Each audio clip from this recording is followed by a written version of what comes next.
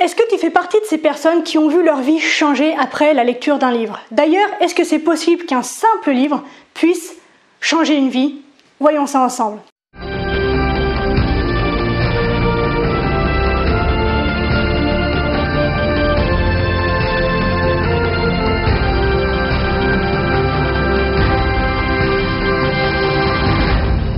Salut Phoenix Résilient, comment ça va bien aujourd'hui? Tu l'auras donc compris, aujourd'hui très cher Phoenix, nous allons nous pencher sur les histoires. Car les histoires ont cette formidable capacité de façonner nos vies et même dans un certain cas peuvent nous aider à nous définir en tant que personne.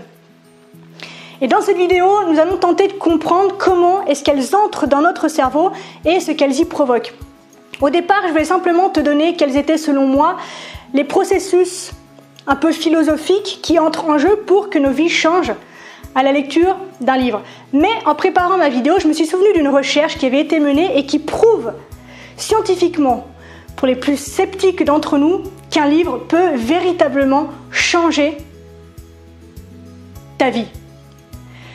Nous allons donc nous pencher sur une recherche menée dans l'université d'Emory à Atlanta, où les chercheurs se sont dit que s'il semble plausible que quelque chose d'aussi simple qu'un livre peut donner l'impression qu'une vie a été changée, alors peut-être est-il assez puissant pour provoquer des changements dans le fonctionnement et la structure de notre cerveau. Ils ont donc souhaité déterminer si la lecture provoquait des changements mesurables sur les connexions qui s'établissent au sein du cerveau et leur durée éventuelle de persistance. Pour cela, ils ont sollicité 21 participants durant une période de 19 jours consécutifs. Durant les 5 premiers jours, tous les participants, chaque matin, ont été soumis à une salve d'IRM alors que leur cerveau était au repos. Ensuite, ils se retrouvent avec une sélection de 9 passages du livre Pompéi de Robert Harris, qui, entre nous, est un roman excellent. Moi, j'ai adoré, je te le conseille si ça te dit. Bref, d'une 30aine de pages chacun, et ce pendant 9 jours. Un questionnaire leur a ensuite été remis afin de s'assurer qu'ils avaient achevé correctement leurs différentes lectures, puis les participants à nouveau se sont soumis à une nouvelle séance d'IRM.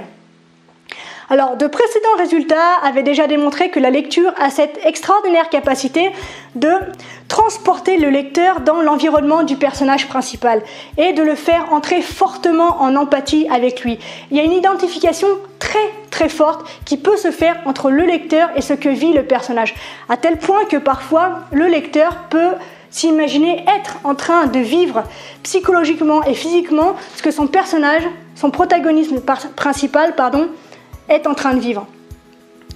Et de la sorte, en fait, le processus d'identification a des manifestations biochimiques que les scientifiques avaient déjà auparavant donc pu percevoir et identifier. Et dans la recherche qui nous intéresse, donc menée à Atlanta, les résultats ont démontré une connexion accrue dans la région du cortex temporal gauche, qui est la zone associée à la réceptivité de la langue, lors des matins qui ont suivi chaque séance de lecture.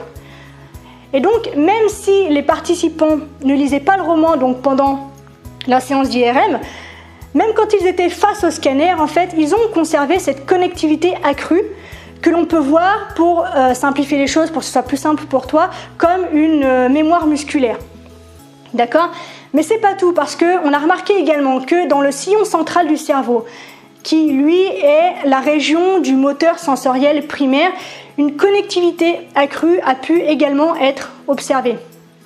Les neurones, en fait, dans cette partie du cerveau sont associés à des représentations sensorielles qui viennent du corps, et c'est ce qu'on appelle le phénomène de cognition terrestre.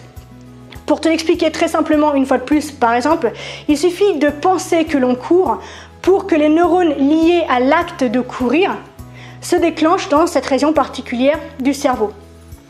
Et que donc les sensations d'avoir couru puissent se transmettre dans le corps. Ok, tu me suis jusque-là? Et cette persistance, d'ailleurs, donc dans ces différentes régions du cerveau, on peut être observé sur une période de 5 jours suivant la fin de la lecture du roman. Donc, ça veut dire que durant même quelques jours après que l'on ait fermé le roman, en fait, une sorte de rémanence persiste dans le cerveau. Donc, les conclusions des chercheurs d'Emory à Atlanta est très simple. La lecture peut provoquer des changements dans les connexions neuronales lors de périodes de repos après une lecture, tout en augmentant l'activité de certaines régions du cerveau. Exactement de la même manière qu'un muscle se reconstruit après une séance de sport alors qu'il ne fait plus rien. Conclusion, cher Phoenix, un livre a réellement le potentiel de changer ta vie. Et si tu veux savoir pourquoi et comment, alors ce ne sera que mon interprétation bien sûr, je te donne rendez-vous dans la prochaine vidéo afin que nous nous penchions ensemble sur les raisons qui font qu'un livre peut changer ta vie. Je te dis donc à très bientôt. D'ici là, bien sûr, prends soin de toi et n'oublie jamais que tu es la personne la plus importante de ta vie et que de ce fait, tu mérites ce qu'il y a de meilleur. Je te souhaite une magnifique journée, une extraordinaire semaine. Je te dis à très bientôt. Je t'aime. Ciao.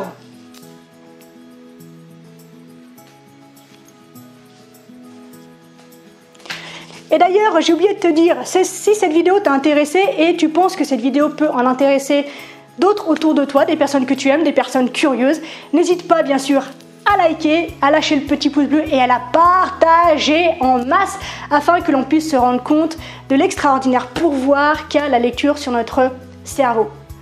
Je te laisse cette fois, à bientôt, tchuss! Et d'ailleurs, si toi aussi, cher Phoenix, tu veux changer de vie en te mettant à lire, n'hésite pas à télécharger gratuitement mon guide pour te libérer de ton passé en 7 clés extrêmement simples mais tellement puissantes. Je t'aime, je te dis à très bientôt, ciao!